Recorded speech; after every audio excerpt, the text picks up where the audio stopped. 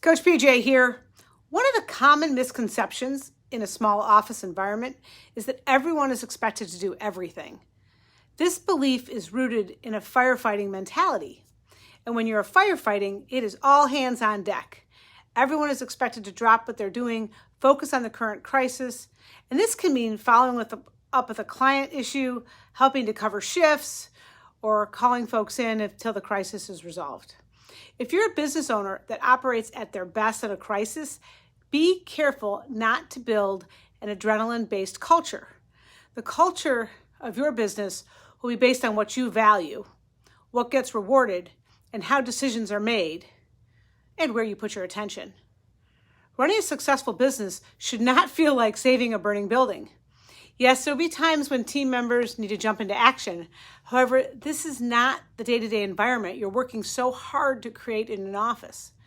When a business runs well, it's because each member of the team knows what to do and how to do their job well.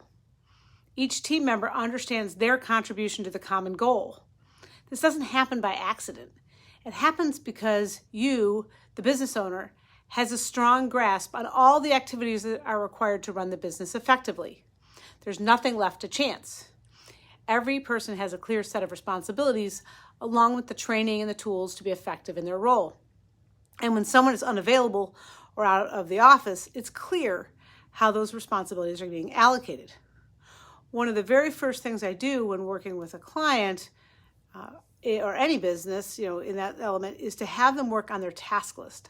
The task list is a comprehensive list of activities that are required to run their business.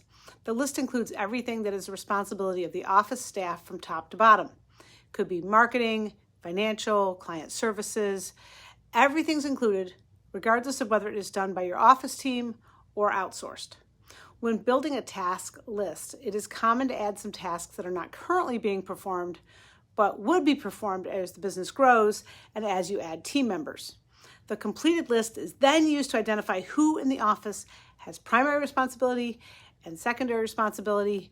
And it's not uncommon to have some confusion when the team looks to identify what tasks they're responsible for. And this is the benefit of the activity.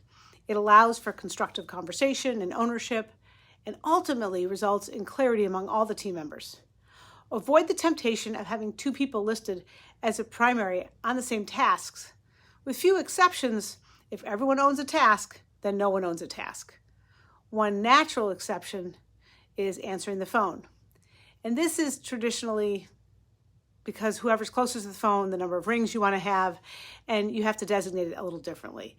So in smaller offices, team members will often wear more than one hat, and you may have team members performing multiple activities in their business. But each time there's a change in staff, whether it's planned or unplanned, whether it's a result of growth or turnover, you refer back to that task list. This will provide clarity on what activities need to be reallocated temporarily while you recruit for a new team member, or in the case of growth, need to be divided up among multiple team members. Cross-training is essential in offices, and anyone listed with secondary responsibility is likely to need systems and processes and training when asked to step in and perform these tasks. The person with primary responsibility is frequently the one that creates the training material, and that is needed to assist with others. Make this a priority for your team, because as the owner, it's important that you honor these roles and responsibilities, because the nature is there are many requests, things are coming in, you might need immediate attention, and you don't want to be the one who's lighting the fire and having everyone jump in and leads to confusion. Too many hands on deck, and serves as a distraction for other areas of the business.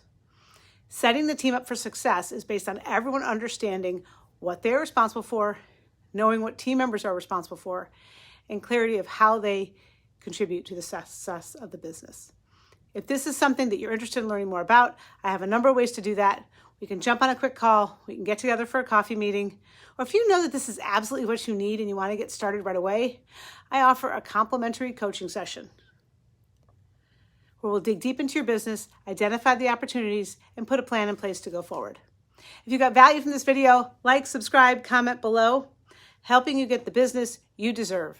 your business profit. Until next time.